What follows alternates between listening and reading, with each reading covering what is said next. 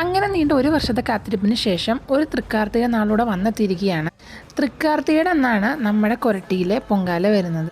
2010-11 കാലഘട്ടം മുതൽ ഞാൻ എൻ്റെ ചേച്ചിയുടെ കൂടെയാണ് ഇവിടെ പൊങ്കാല അർപ്പിക്കാനായിട്ട് തുടങ്ങിയത്.